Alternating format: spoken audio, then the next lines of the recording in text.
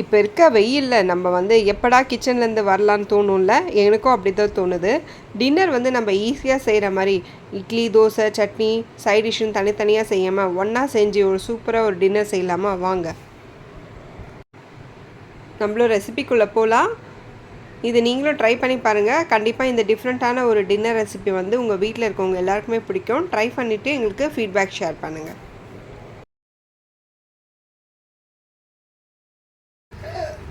ஒரு பேன் எடுத்துக்கோங்க. பேனோ கடாயோ எடுத்துக்கோங்க. அதில் எண்ணெய் ஊற்றி 2 டேபிள் ஸ்பூன் கடுகு தாளித்த உடனே கருவேப்பிலை கொஞ்சமாகவும், வெங்காயம் வந்து ஒரு 2 வெங்காயம் வந்து கட் பண்ணி வச்சுருக்கேன். அதை நல்லா வதக்கணும். வதங்கி பொன்னிறமாக ஆகணும். இதுக்கு நடுவில் என்ன பண்ண போகிறோன்னா 3 தக்காளி, ஒரு 6 பல் பூண்டு இதையே அரைச்சி எடுத்துட்டு வந்துட்டேன். வெங்காயம் வதங்கினோடனே இது கூட இதை சேர்த்து நல்லா மிக்ஸ் பண்ணி விடலாம்.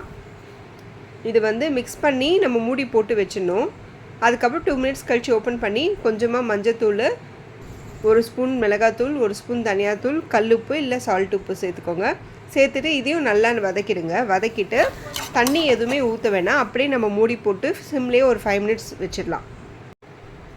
இது பாருங்கள் எவ்வளோ அழகாக கலர்ஃபுல்லாக ரெடியாக இருக்குது. இப்போ இது வந்து என்ன பண்ண போகிறோன்னா எல்லாத்தையும் பரப்பி விட்டுட்டு அதுக்கப்புறம் இட்லி மாவு இருக்குல்ல அதை வந்து இது மேலே நம்ம ஊற்றி விட போகிறோம். இதை நல்லா ஊற்றி விட்டு ஒரு 2 மினிட்ஸ் வேகட்டோன்னு.